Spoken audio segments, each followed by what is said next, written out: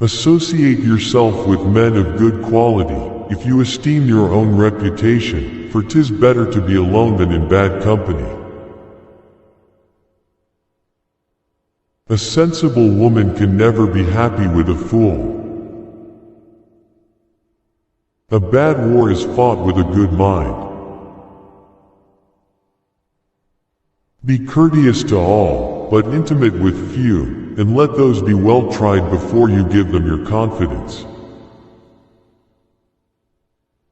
Be not glad at the misfortune of another, though he may be your enemy.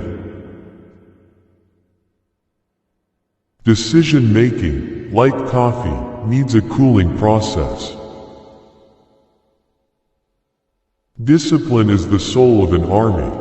It makes small numbers formidable, procures success to the weak, and esteem to all.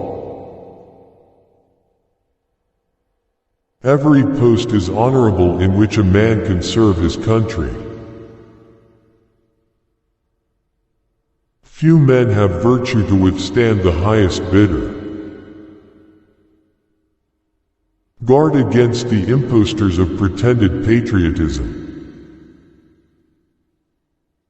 Gentlemen, you will permit me to put on my spectacles, for I have grown not only gray, but almost blind in the service of my country.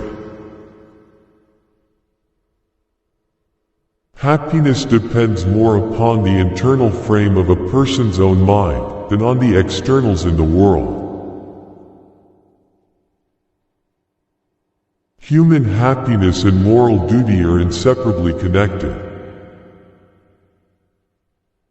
Harmony, liberal intercourse with all nations, are recommended by policy, humanity, and interest. I conceive a knowledge of books as the basis upon which other knowledge is to be built. I hope I shall possess firmness and virtue enough to maintain what I consider the most enviable of all titles, the character of an honest man. I hold the maxim no less applicable to public than to private affairs, that honesty is always the best policy. I had rather be on my farm than be emperor of the world. It is absolutely necessary for me to have persons that can think for me, as well as execute orders. It is better to offer no excuse than a bad one. It is better to be alone than in bad company. It's better to live alone than to live in a bad company. If freedom of speech is taken away, then dumb and silent we may be led, like sheep to the slaughter. If the cause is advanced, indifferent is it to me where or in what quarter it happens. Labor to keep alive in your breast that little spark of celestial fire called conscience. Let your heart feel for the afflictions and distress of everyone. Liberty, when it begins to take root, is a plant of rapid growth. Make sure you are doing what God wants you to do, then do it with all your strength. My mother was the most beautiful woman I ever saw. All I am I owe to my mother. I attribute my success in life to the moral, intellectual and physical education I received from her. Much was to be done by prudence, much by conciliation, much by firmness. Perseverance and spirit have done wonders in all ages.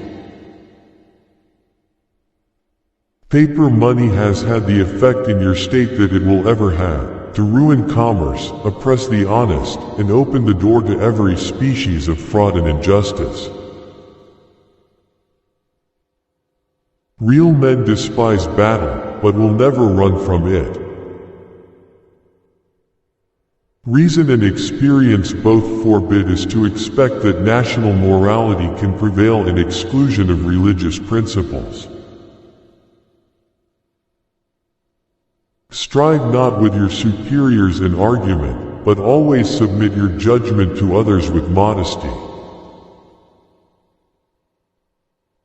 Speak not evil of the absent, for it is unjust. The great mass of our citizens require only to understand matters rightly, to form right decisions.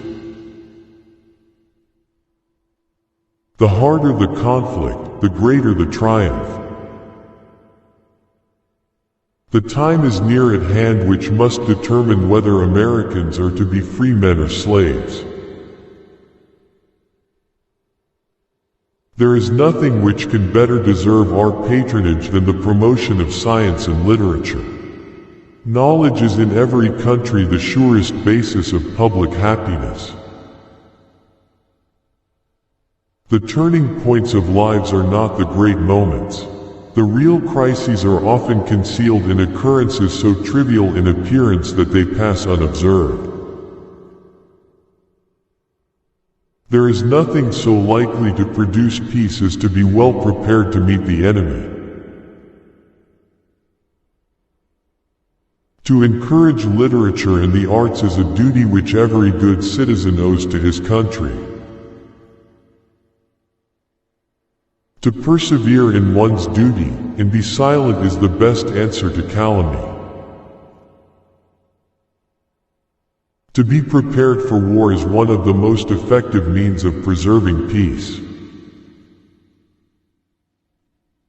Worry is the interest paid by those who borrow trouble. We must consult our means rather than our wishes. We should not look back unless it is to derive useful lessons from past errors, and for the purpose of profiting by dearly bought experience. 99% of failures come from people who make excuses.